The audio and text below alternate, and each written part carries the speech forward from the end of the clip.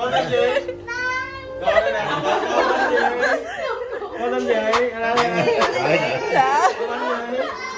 Nè, có Rồi. con nè, có con. Giờ đấy con tên gì nữa? Rồi bạn kia tên gì vậy?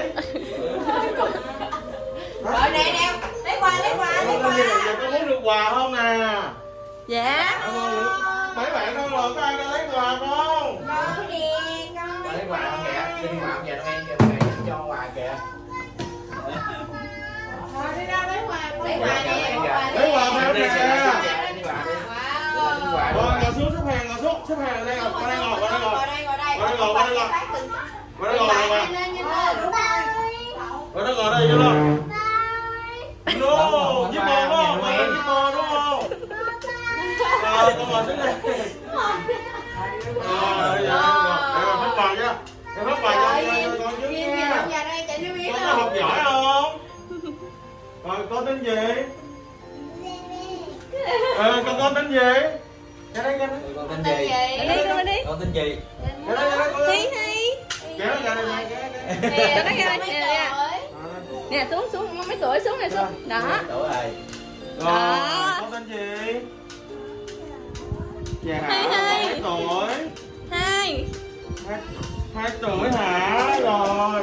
Bây giờ giỏi ông phát quà trước nha. Đây, cho con Dạ, một dạ. cái nè. Dạ chưa? Rồi, còn nữa, còn nữa. Dạ chưa? Đi vòng 2 đi chua ha. Đây. Dạ. Đây, ông gửi luôn. Ờ. Rồi, con tên gì? Má con tên gì? Vậy hả? Đây, ông quà tặng con này đây. Nhà Noel tặng quà quá trời luôn. Đây. Vô đây luôn, vô đây luôn. Đây luôn. Anh Quân. Con tên gì? Con nói lớn lên nào. Sao con giả vậy? Đã cũng giỏi. Được đã cứu cơ. Đây, ông già tặng cho con nha. Không? Không cảm ơn hả? Rồi. Rồi đây nè, tặng đây nè. Ở đây nè, cho đây ngồi, cho đây ngồi luôn, cho đây ngồi luôn. Dạ tặng cho Duyên nè. Đây con tên gì? Tên Duyên hả? Tặng cho Duyên nè. Tả luôn, tả luôn.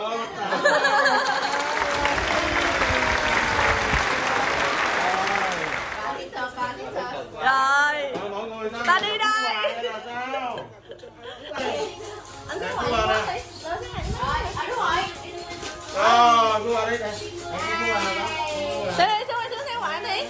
Wow. Đây, nó thiệt Đâu nè. đó, đây ông già đây tâm lý không? Không, nghe đâu. Rồi, con xếp, con xếp. Wow. Đố con này là gì? À.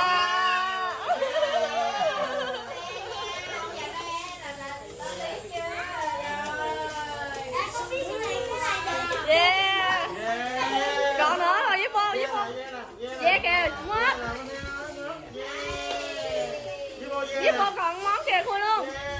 Giúp con còn món kia khui luôn. Rồi, với con món này đi. Mình khui hết luôn nè. Wow, con ghê không?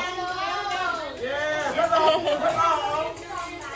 Rồi nè, với con này. Với con mở đây luôn nè.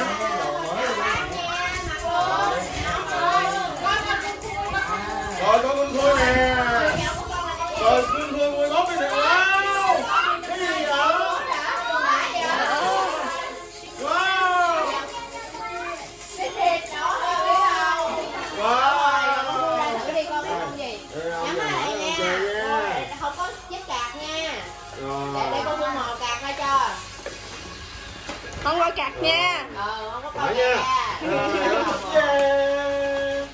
Yeah, nè rồi chỉ mua Rồi. wow. Wow. Không biết không đó, đây ông già Noel tâm lý không? Không, ghi đâu, ghi đâu. Wow. Đố con này là gì?